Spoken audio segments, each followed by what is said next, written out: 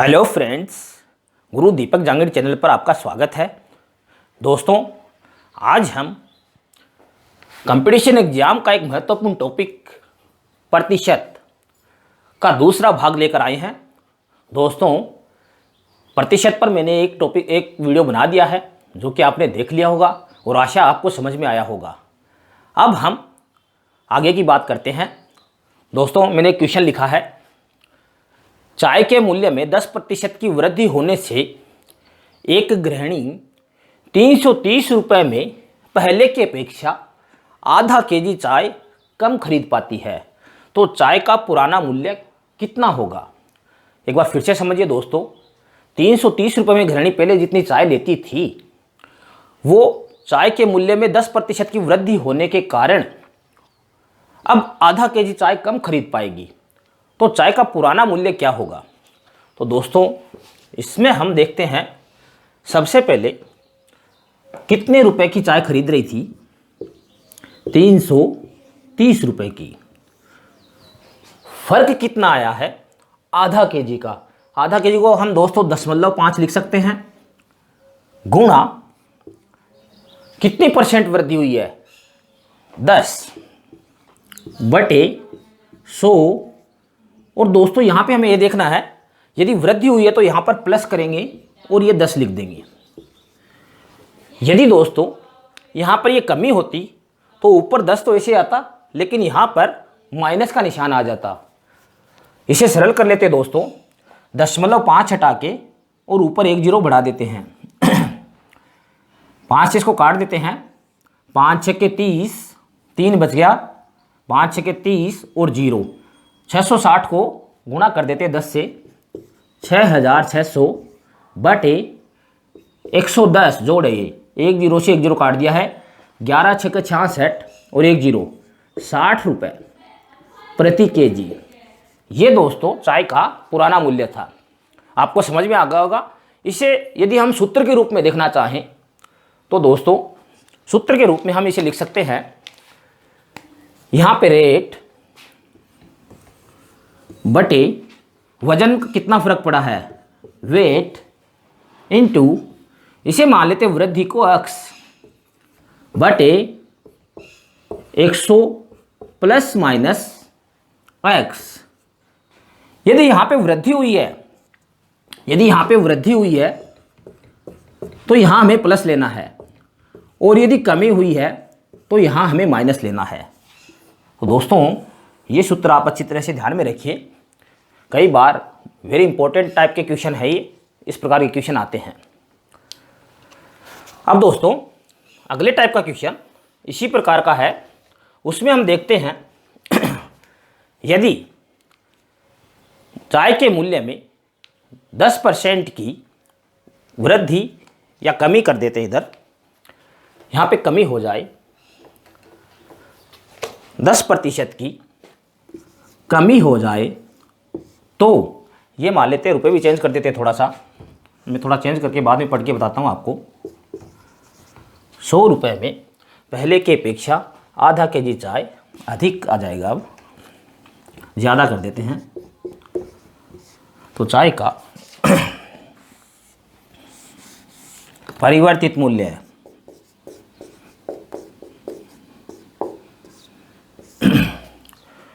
Question पढ़ते हैं दोस्तों एक बार फिर से।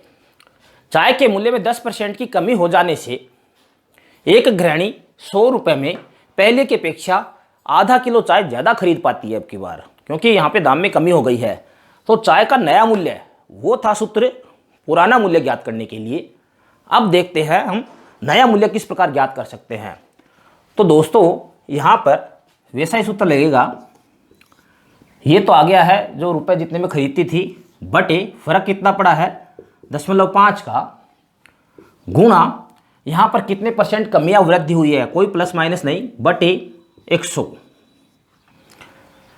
यहाँ दोस्तों 100 से 100 काट देते हैं, 0.5 हटा के 1 0 बढ़ा देते हैं, 20 पंजे 100, 20 रुपये प्रति केजी।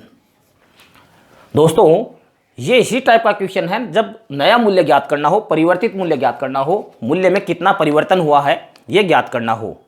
इसके लिए दोस्तों सूत्र लगेगा वही रेट बटे वेट गुणा x बटे 100। दोस्तों ये चाय का नया मूल्य नहीं है, ये परिवर्तित मूल्य है। कितना चेंज हुआ है, पुराने से कितना चेंज हुआ है वो मूल्य है। दोस्तों मैंने आपको दो सूत्र बता दिए हैं। पहला सूत्र ये जब पुराना मूल्य निकालना हो वो मूल्य है। दूसरा ये जब नया परिवर्तित मूल्य कितना चेंजमेंट हुआ है नए मूल्य में पर केजी पर वो निकालना हो। आप स्क्रीनशॉट लेना चाहें तो ले सकते हैं दोस्तों दोनों सूत्रों के। इसके बाद में हम अगला क्वेश्चन देखते हैं जो कि उत्तीर्णांक परीक्षा में अंक वगैरह के से संबंधित होते हैं, उनके बारे में मैं ये मिटा देता हूँ।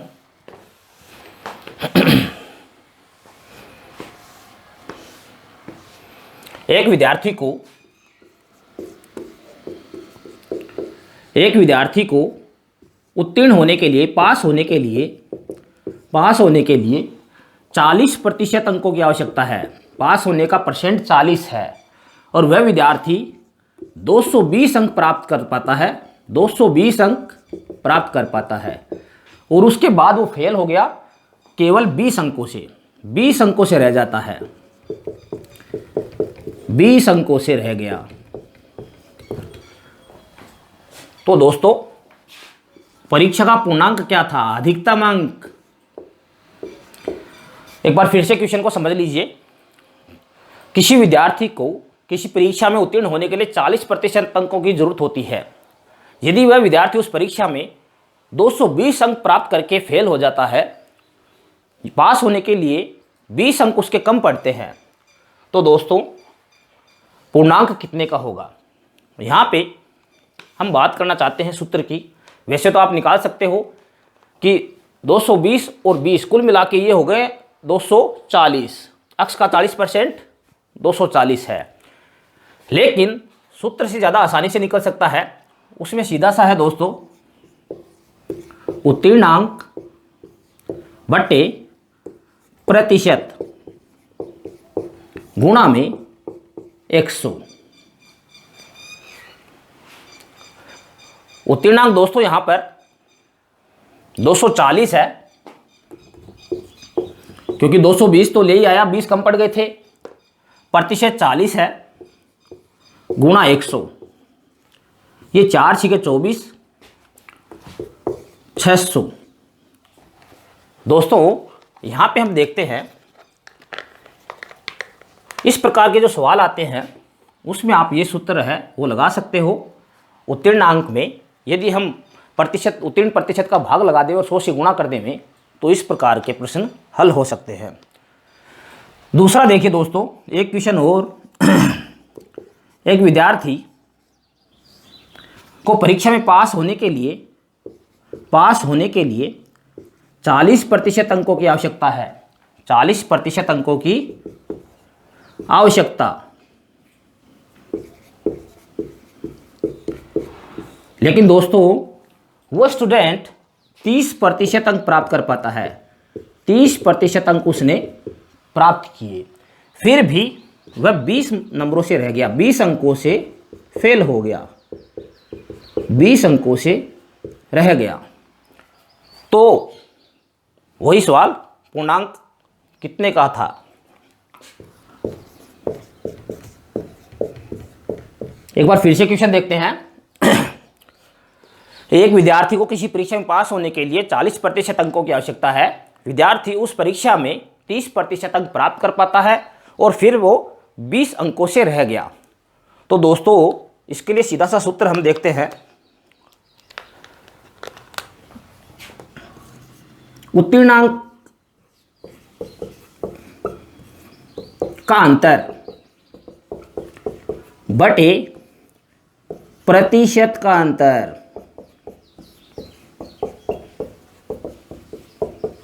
गुणा में 100। वैसा ही है दोस्तों, इसमें उत्तीर्णांक और प्रतिशत है। इसमें अब क्या अंतर वाला सवाल आ गया है, इसलिए यहां पर कर दिया उत्तीर्णांक का अंतर बटे प्रतिशत का अंतर। तो यहां पे हम देखते हैं उत्तीर्णांक का अंतर कितना हो गया, 20 का हो गया, क्योंकि वो 20 से रह गया था। तो उत्तीर्णांक का अंतर तो हो गया 20 बटे प्रतिशत का अंतर 40 लाने थे, ला पाया 30 ही। 40 माइनस 30 गुणा में 100। इसे सरल कर लेते हैं। ये 20 बटे में 40 में से 30 गया 10 गुणा 100। 1 0 से 1 0 काट दिया है 200। दोस्तों यहाँ पर इस परीक्षा का पूर्णांक 200 का होगा। आप स्क्रीनशॉट लेना चाहें, ये दोनों सूत्र, ये सूत्र नंबर 3 और ये सूत्र नंबर 4।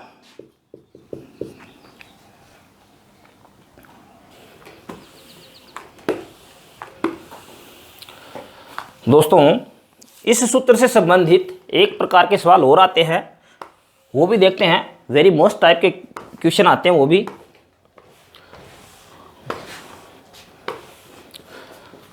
कोई विद्यार्थी है ए जो किसी परीक्षा में 30% अंक प्राप्त करके 30% अंक प्राप्त करके और 10 अंकों से रह जाता है, 10 अंकों से रह जाता है। दूसरा विद्यार्थी है बी, वो दोस्तों 35% अंक प्राप्त करता है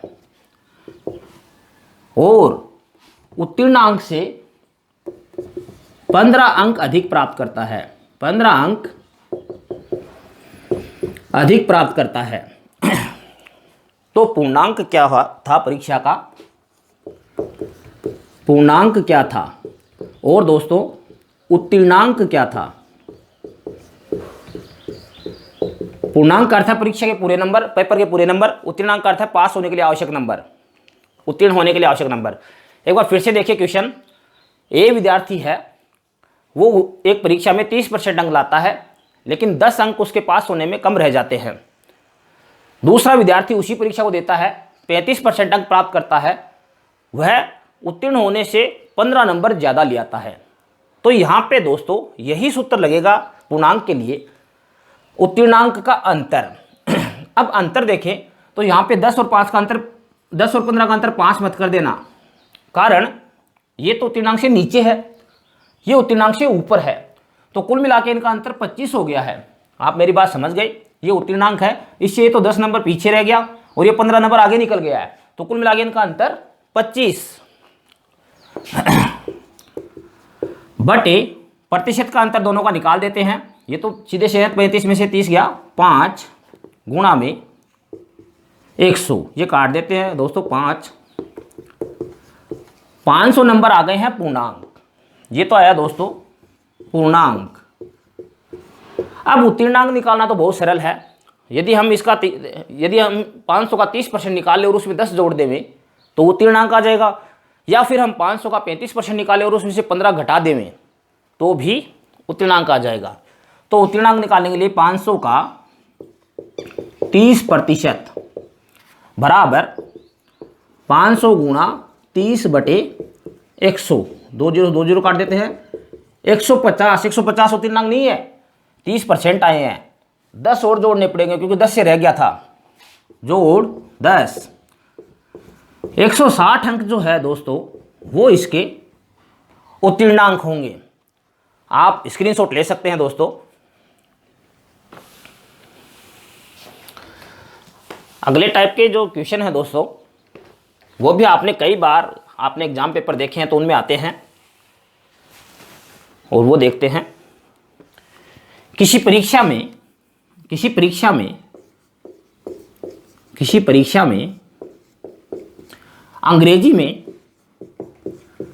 अंग्रेजी विषय में 35% विद्यार्थी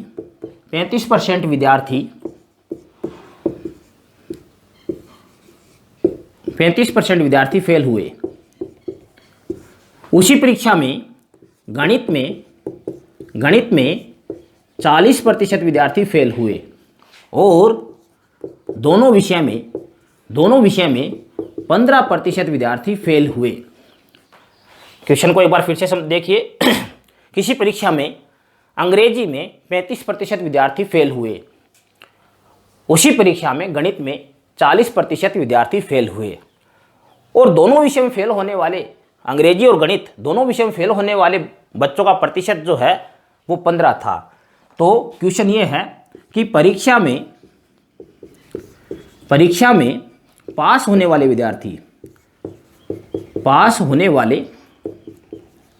विद्यार्थी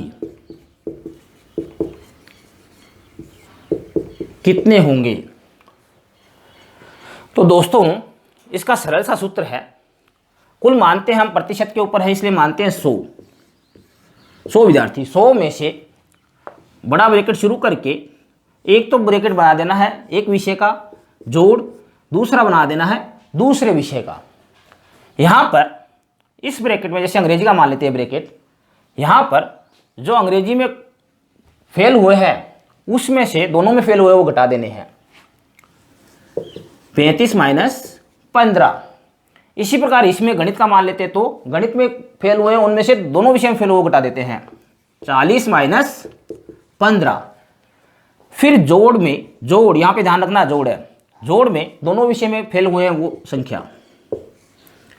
दोस्तों एक बार फिर से देखिए, कुल विद्यार्थी 100 मान लेते हैं क्योंकि प्रतिशत पे है। अंग्रेजी वाले जो कुल विद्यार्थी फेल हुए हैं उनमें से दोनों वाले फेल घटा देते हैं, गणित में भी ऐसा ही करते हैं और फिर दोनों में फेल हुए वो जोड़ देते हैं। यहाँ पे दोस्तों 100 माइनस 35 में से 15 गया 20 जोड़ 25 जोड़ 15, ये हो गया 40 और 60। 100 में से 60 घटा दिया, 40% आ जाएगा 100 पे, तो 40% विद्यार्थी है वो पास हुए। दोस्तों आप स्क्रीनशॉट ले सकते हैं। इसी में दोस्तों अगला सवाल बनता है, केवल एक विषय में पास होने वाले, केवल एक विषय में उत्तीर्ण होने वाले या पास होने वाले विद्यार्थियों की संख्या कितनी होगी। तो यहां पर हम केवल अंग्रेजी के निकाल लेते हैं, केवल इंग्लिश में कुल मिला के 35 में से 15 घटा दिया, 35 माइनस 15 बराबर 20। केवल गणित में भी गणित वाले घटा देते हैं 25। दोस्तों अब हमें केवल एक विषय में पास होने वाले स्टूडेंट्स के नंबर पता लगाने हैं।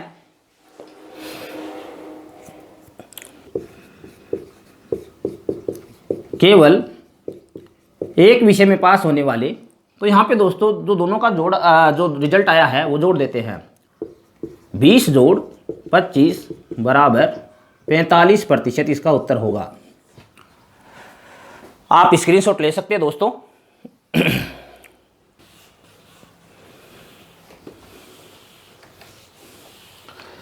अगले टाइप के जो क्वेश्चन आते हैं दोस्तों, जैसे एक व्यक्ति ने अपने आय का इतना परसेंट इसमें खर्च किया, इतना परसेंट इसमें खर्च किया, इतना परसेंट इसमें खर्च किया और फिर शेष उतने रुपए हैं तो उसके पास कुल धन कितना था। तो दोस्तों ये मानते हैं एक व्यक्ति अपनी मासिक आय का 40% भोजन पर, शेष का, अब ध्यान रखना शेष शब्द आ रहा है ना, थोड़ा सा गौर करना अपने को, शेष का और बिना शेष का क्या होगा ये फर्क हम देखेंगे। शेष का 10% मान लीजिए कपड़ों पे लगाता है, फिर शेष का 30% मान लीजिए बचत पे लगाता है, या फिर और कोई खर्च देख देते हैं, समारोह है या मनोरंजन पे लगाता है।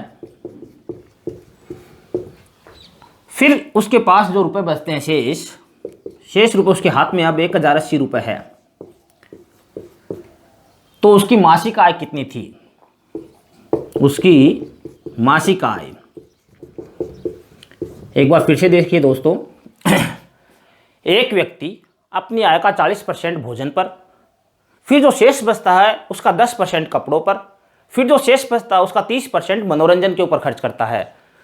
इतना खर्च करने के बाद उसके पास 1080 रुपये शेष रह गए हैं, तो उसकी मासिक आय है वो कितनी होगी।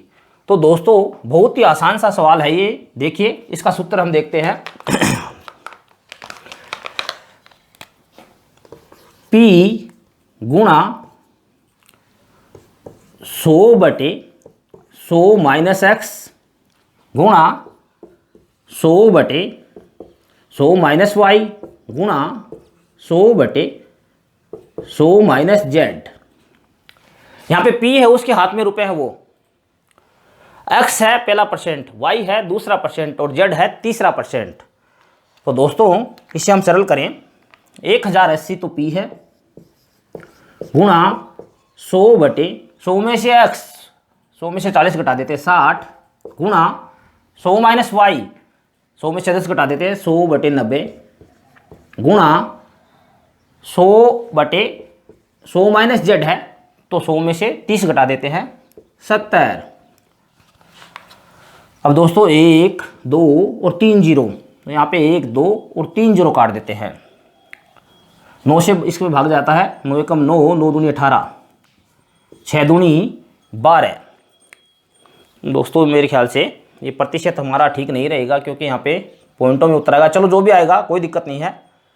ये हो गया दोस्तों 20,000/100 7, 4 जीरो तो ये बच गई है, 2 ये बच गया है, 7 का भाग लगा देते हैं इसमें, 7 दूनी 14, 20,000 में 7 का भाग लगा देते हैं,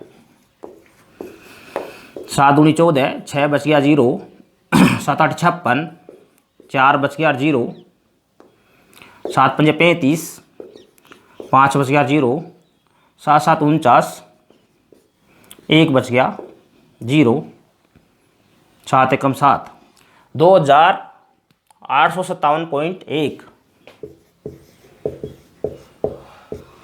रुपये इसकी मासिक आय। ये थोड़ा सा यहाँ पे हमारा जो 30% है वो गलत लिया गया, नहीं तो पूरे पूरे रुपए में आ जाता। कहने का अर्थ ये है, जब इस प्रकार के सवाल आते हैं तो हमें यहाँ पे ये सूत्र काम में लेना है। जब शेष का न दे रखे, सीधा ही दे रखे, आय का 40% भोजन पर, 10% कपड़ों पर, 30% मनोरंजन पर, तो बहुत ईजी है दोस्तों, इन सारे परसेंट को जोड़ लीजिए 40 50 60 70 80 हो गया है।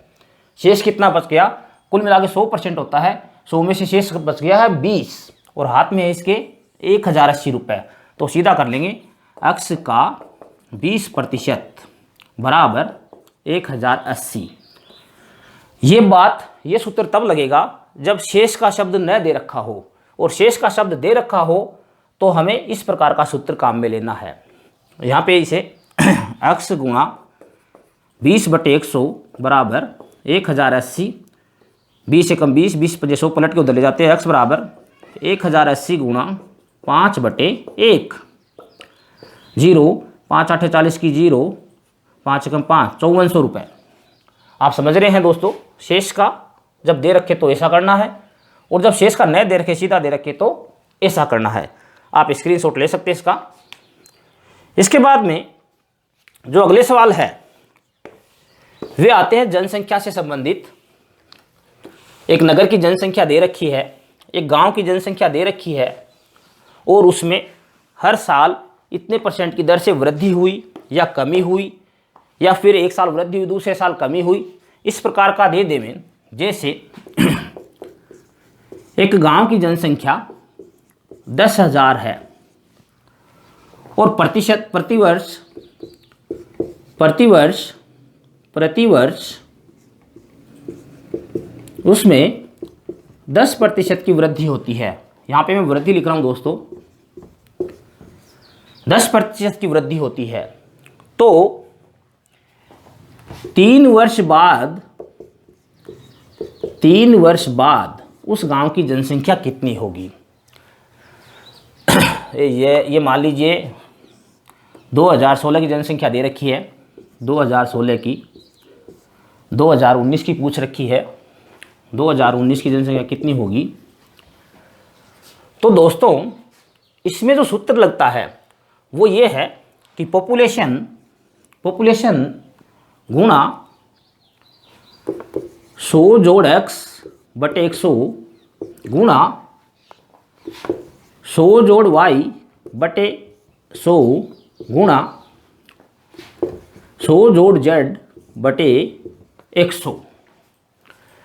ये दोस्तों सूत्र लगेगा, यहाँ पे वृद्धि है तो प्लस लगेगा।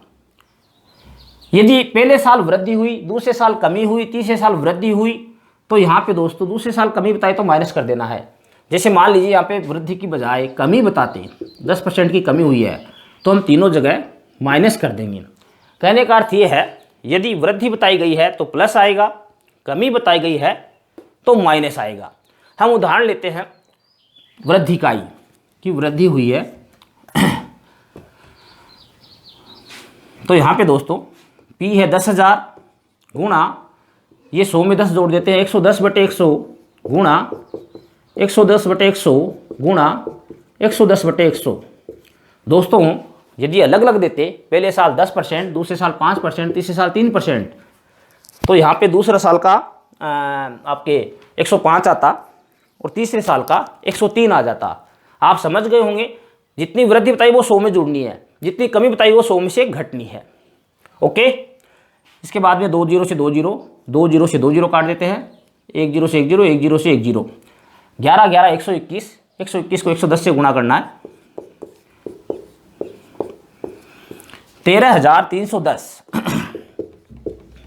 उस गांव की जनसंख्या होगी। तो दोस्तों ये सूत्र है, यहाँ पे मैं प्लस और माइनस दोनों निशान लगा देता हूँ ताकि आपको समझ में आ जाए। यहाँ पे यदि वृद्धि है तो प्लस वरना माइनस, और ये सूत्र कब के लिए है, जब पहले की जनसंख्या दे रखी है और बाद की पूछे। अब दूसरे टाइप के जो क्वेश्चन है, पहले आज की दे रखी है और पहले की पूछेंगे, 3 साल पहले की। जैसे गांव की जनसंख्या 10,000 है वर्तमान 2019 की मान लेते हैं, और इसमें हर साल प्रति वर्ष यदि 10% की वृद्धि हुई, 10% की वृद्धि हुई है, तो 3 साल पहले 2016 में क्या जनसंख्या थी। यदि इस टाइप के सवाल पूछ ले जाए दोस्तों, तो ये जो सूत्र है इसे एकदम उल्टा कर देना है। देखिए P गुणा, अब 100 ऊपर आ गया, 100 बटे 100 जोड़ वृद्धि है इसलिए x प्लस में, 100 जोड़ वृद्धि इसलिए y प्लस में, वृद्धि इसलिए z प्लस में, उसका एकदम उल्टा कर देना, बस ये ध्यान रखना है। तो इसे सोल्व करते हैं, हम देखते हैं।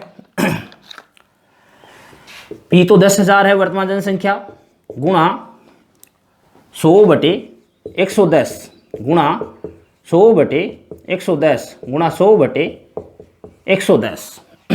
दोस्तों इसमें 3 जीरो से 3 जीरो काट देते हैं, 1 2 3, ये हो गया एक के आगे 7 जीरो,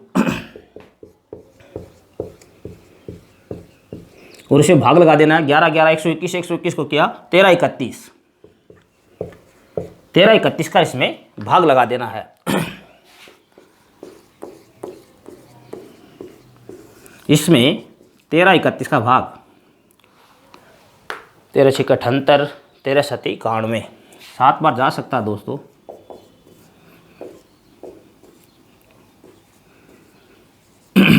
सात बार गया 9,317, 3 बच गया है, 8 बच गया है, 6 बच गया है।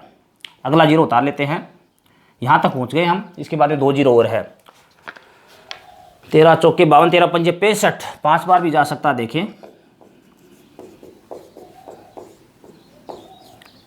हाँ 5 बार, 6 6 5 5, ये दोस्तों बच गया 5, और यहाँ पे 2 हो गया था 12, 7 और 5 12, 1। अगला जीरो उतार लेते हैं, 1 बार 1331, इसमें 9 बच गया, 1 बच गया, 4 बच गया है। अगला जीरो उतार लेते हैं, 13 3 39 जा सकता है, 3 9 9 3, बिल्कुल 3 9 9 3, ये घटा दिया 7 9 1, 197, दशमलव लगा के जीरो लगा देते हैं 1 बार, 7,513.1। दोस्तों ये दशमलव में आ रहा है, दशमलव में जनसंख्या नहीं हो सकती है वैसे, पर हमने उदाहरण लिया उसके हिसाब से, हमें मतलब है सूत्रों से ये चीज़ें बदल सकती है, आंकड़े बदल सकते हैं, हमें सूत्र के ऊपर गौर करना है। जब हमें ये कह दिया जाए कि प्रतिवर्ष 10% की कमी हुई, तो यहाँ दोस्तों हमें माइनस कर देना है, केवल इतना ही ध्यान में रखना है, या जिस साल की माइनस कमी बताए उस साल में उस आंकड़े में हमें माइनस लगा देना है। वृद्धि कहे तो प्लस रहना है दोनों सूत्रों के अंदर। आप दोनों सूत्र उतार सकते हैं, स्क्रीनशॉट ले सकते हैं।